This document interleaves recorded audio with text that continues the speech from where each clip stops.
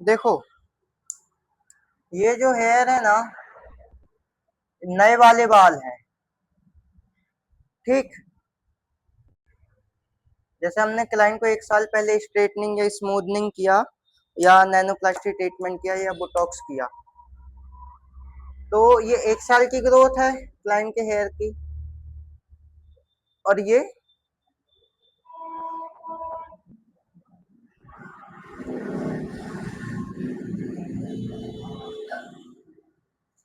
पुराने हेयर हैं। पुराने हेयर मतलब जिस हेयर में हमने ट्रीटमेंट किया था, वो ये वाले हेयर हैं।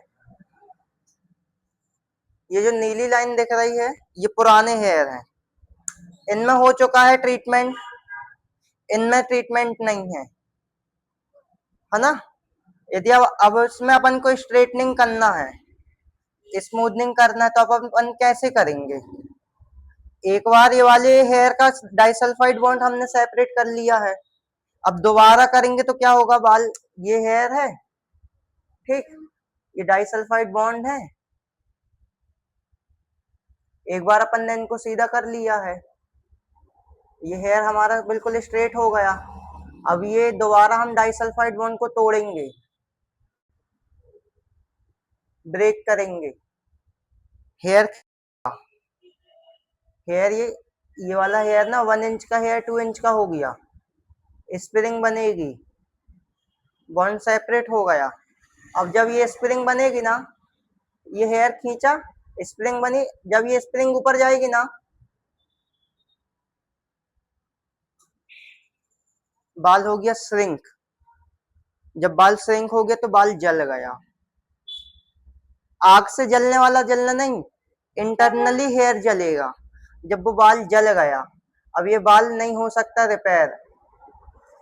क्यों रिपेयर नहीं हो सकता? क्योंकि ये बाल हो चुका है पोरस। स्पंज देखा है, पानी एब्जॉर्ब करता है, पानी बाहर फेंक देता है। ठीक, ये हेयर हो चुका है पोरस, पानी ट्रीटमेंट को एब्जॉर्ब करेगा, बाहर फेंक देगा।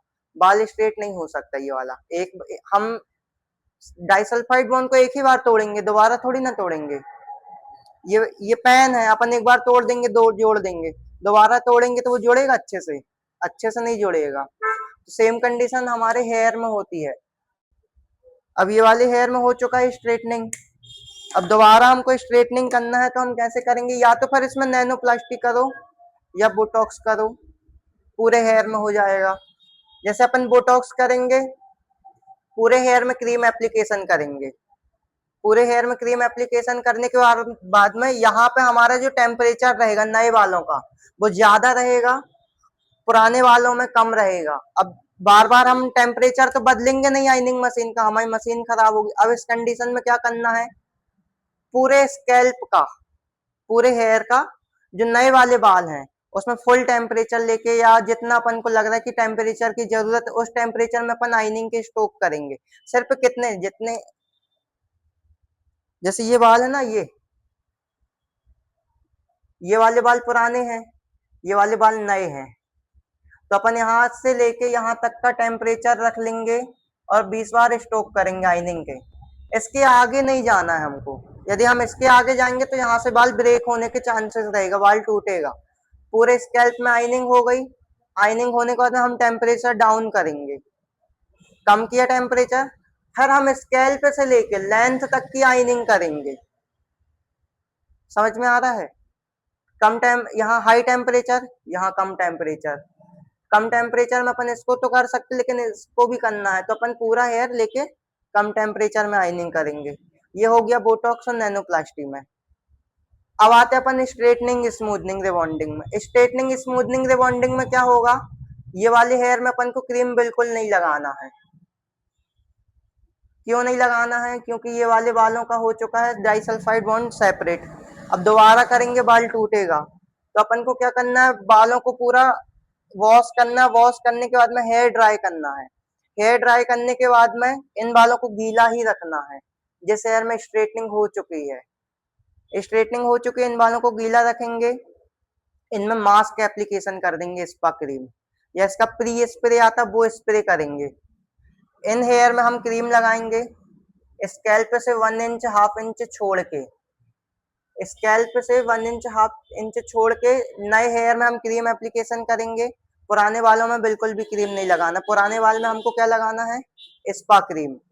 स्पा क्रीम क्यों लगाएंगे? यदि धोखे से गलती से भी यदि ये वाली क्रीम इन हेयर में आती है तो हेयर स्पा का एक लेमिनेशन रहेगा, उस क्रीम के ऊपर लगेगी। स्ट्रेटनिंग क्रीम बालों के अंदर नहीं जा पाएगी, थोड़ी बहुत जाएगी, उतनी नहीं जाएगी जितनी जानी चाहिए, क्योंकि वो एक लेमिनेशन का काम करेगा।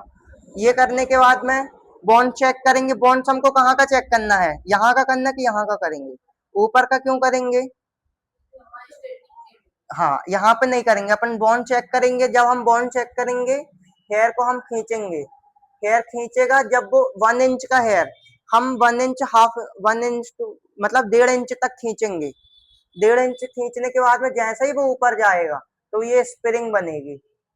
स्प्रिंग कैसे बनेगी? जैसे पेन की स्प्रिंग रहती है वो स्प्रिंग बनेगी। अब ये स्प्रिंग बनी, हमको समझ में आया कि हाँ डाइसल्फाइड बॉन्ड सेपरेट हो चुका है।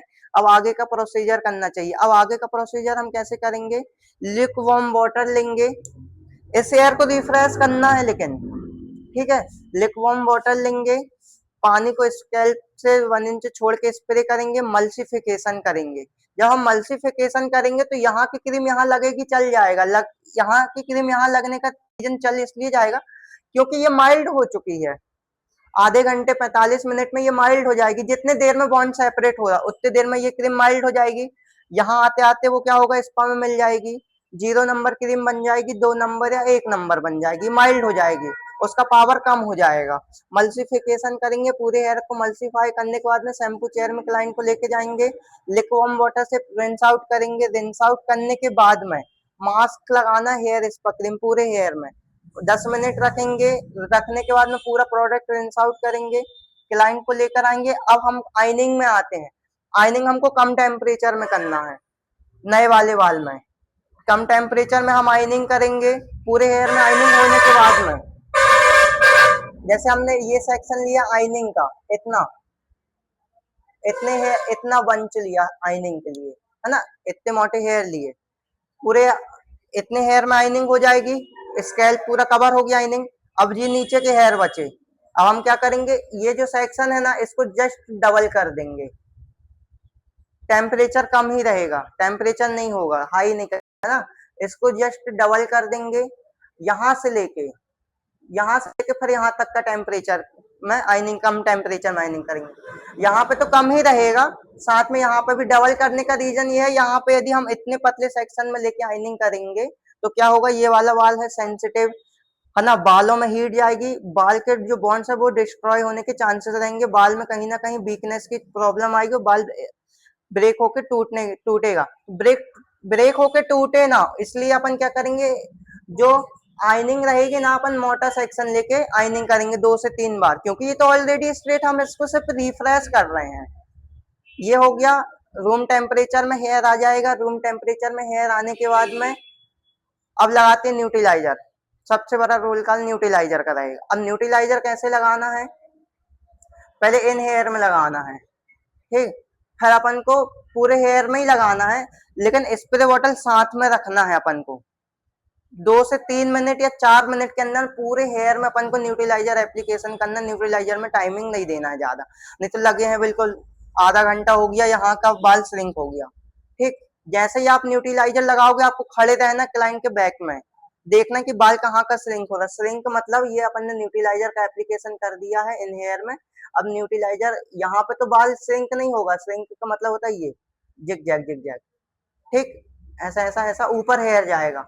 अब देख रहे हैं कि यहाँ का हेयर नहीं हो रहा, लेकिन यहाँ का हेयर ऊपर जा रहा है, तो अपन को तुरंत तुरंत अपन को पानी स्प्रे करना है, वाटर से पानी स्प्रे करना है, हेयर स्पा क्रीम लेके लगा देना उन बाल में।